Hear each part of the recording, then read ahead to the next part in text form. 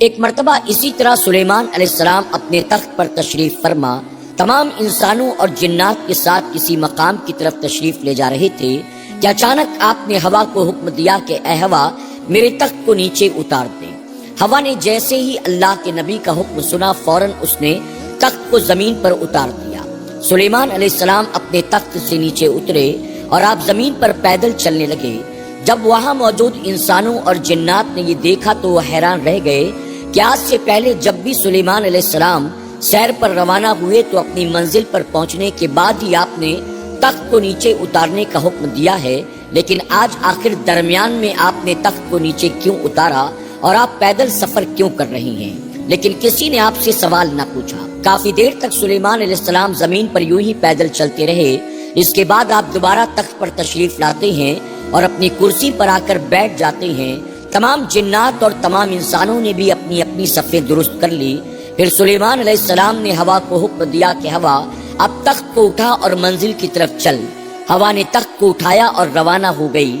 کچھ لوگ جو آپ کے قریبی تھے انہوں نے بہت ہمت کر کے آپ سے سوال کیا، اللہ کے نبی ہمیں تعجب ہوا یہ دیکھ کر کہ آج آپ نے درمیان میں آخر تخت کو زمین پر کیوں اتارا اور آپ کافی دور تک زمین پر پیدل چلتے رہے، آخر اس کی وجہ کیا ہے؟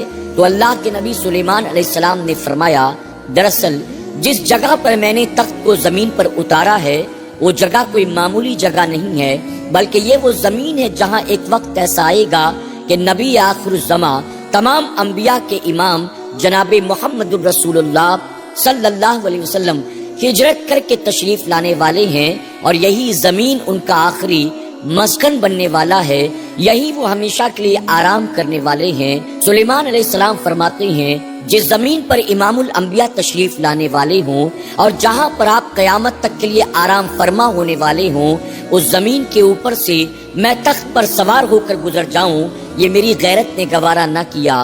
اس زمین کے ادب میں، اس زمین کی تعظیم میں نے تخت کو نیچے اتارا اور اسی لیے میں پیدل چلا ہوں۔ اللہ اکبر۔ جب تمام انسانوں اور جنات نے سلیمان علیہ السلام کی زبان سے یہ بات سنی تو انہیں حضور اکرم صلی اللہ علیہ وسلم کی تشریف آوری کے بارے میں پتا چلا، اور ساتھ ہی یہ بھی پتا چلا کہ یہی وہ زمین ہے جہاں امام الانبیاء تشریف لانے والے ہیں، اور ساتھ ہی یہ بھی پتا چلا کہ سلیمان علیہ السلام کو اللہ تبارک تعالیٰ نے یقیناً نبوت اور بادشاہت عطا کی ہے، لیکن جو ان کے بعد آنے والے ہیں اللہ انہیں تمام نبیوں کا امام بنا کر بھیجے گا۔ سبحان اللہ۔ اسی طرح فرمایا گیا، ایک مرتبہ اللہ کے نبی سیدنا عیسیٰ علیہ السلام 70,000 کے مجمع میں تقریر فرما رہے تھے۔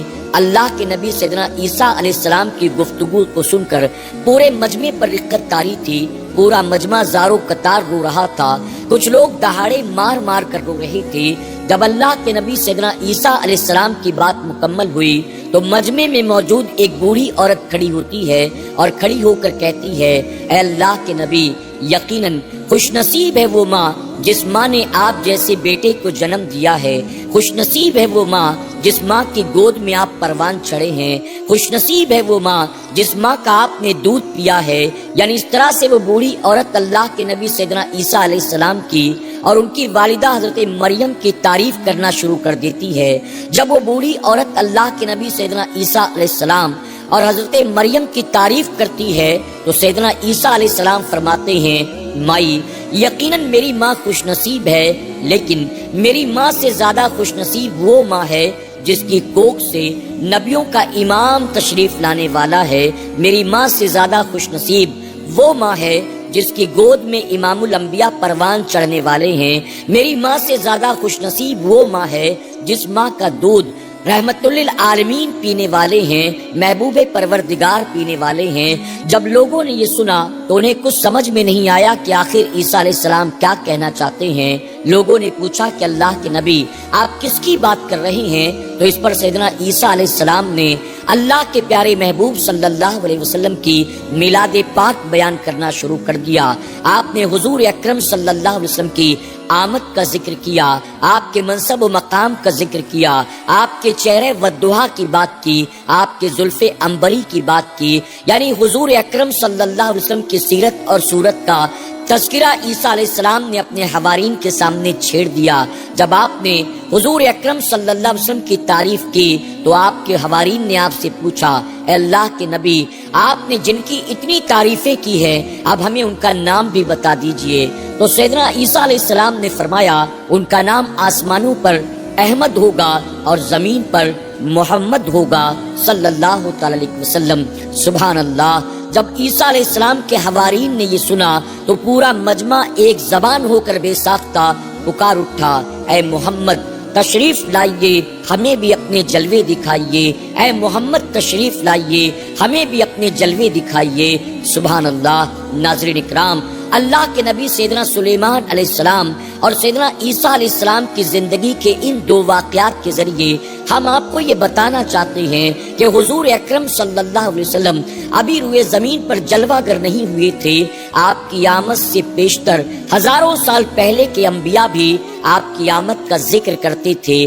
اپنے حوارین کے سامنے، اپنی امت کے سامنے، اپنے دور کے انسانوں کے سامنے وہ حضور اکرم صلی اللہ علیہ وسلم کی آمد کے تذکرے کیا کرتے تھے۔